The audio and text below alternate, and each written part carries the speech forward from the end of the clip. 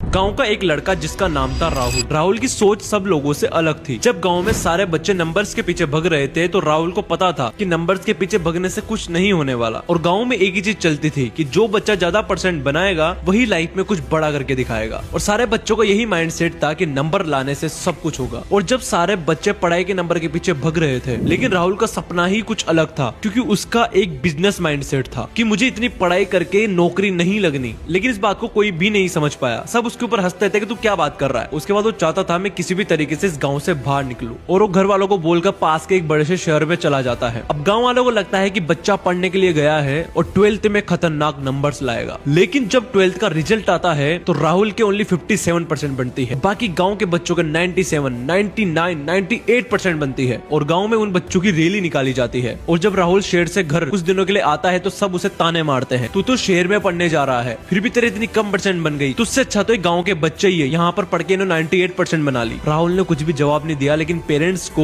बहुत ही अजीब फील हो रहा था क्योंकि उनका बच्चा अच्छा स्कोर नहीं कर पाया। लेकिन राहुल ने अपना गोल बिल्कुल भी चेंज नहीं किया। वो वापस शहर जाता है और शहर जाके उसकी स्किल पर उसके बिजनेस माइंड के साथ काम करता है। अपने पापा को कॉल करता है कि पापा आप टेंशन मत लेना, मैं पढ़ाई कर रहा हूँ, लेकिन इतनी ही जितनी मुझे जरूरत है, कि नंबर्स के पीछे भगने से कुछ नहीं होने वाला। और इतना बोलने के बाद वो वापस अपने काम में जुट जाता है। और 5 सालों के बाद गाँव के पास एक खतरनाक बड़ी सी फैक्ट्री बनी। लोगों को वहाँ से अच्छी नौकरी मिलने लगी और उसके साथ बेस्ट सैलरी मिलने लगी। और उन गांव वालों ने कभी भी इस कंपनी के मालिक को नहीं देखा था। और एक दिन ऐलान होता है कि इस कंपनी का मालिक सारे कर्मचारियों से मिलने के लिए आ रहा है। उसके बाद एक बड़ा सा स्टेज बनाया जाता है, क्योंकि ये उसकी फर्स्ट कंपनी होती है। वहाँ पर कई भीड़ जमा होती है क्योंकि किसी ने मालिक को नहीं देखा था। और तभी 7 से 8 गाड़ियां आती है और एक बड़ी सी गाड़ी के अंदर से एक लड़का निकलता है, वो भी फुल स्वैग में और एकदम फॉर्मल लुक में। सब उसे देखकर शॉक हो जाते हैं, लोगों के होश उड़ जाते हैं, क्योंकि वो और कोई नहीं राहुल था। और इस बात का तो पता उसके माता पिता को भी नहीं था। सब हैरान हो गए। जब वो स्टेज पर आता है तो एक बात कहता है कि मुझे देखकर तुम्हें इतना तो पता लग ही गया होगा कि लाइफ में नंबर मैटर्स नहीं करते, ना कोई परसेंटेज मैटर करती है। मैटर करता है तो तुम्हारा माइंडसेट और तुम्हारा दिमाग और तुम्हारा टैलेंट एंड तुम्हारा पैशन। और सबसे सोचने वाली बात ये थी कि जिनकी 95, 98% थी वही बंदे उसकी कंपनी में काम करते हैं। मोरल, लाइफ में 57 या 97% कुछ डिसाइड नहीं करता। तुम्हारी सोच और तुम्हारा माइंडसेट और तुम्हारी मेहनत डिसाइड करती है कि तुम कहां तक जाओगे। इसलिए खुद को किसी से कंपेयर मत करो। And guys, never give up. And story कैसी लगी? अगर स्टोरी से थोड़ा सा इंस्पायर हुए हो तो like and comment and guys share. YouTube पे तो सब्सक्राइब कर लेना और इंस्टा पे हो तो फॉलो कर लेना। और उसके बाद राहुल कई जगह पे उसकी कंपनी की फैक्ट्रीज खुलवा देता है और उसका कारोबार बहुत ही बड़ा हो जाता है।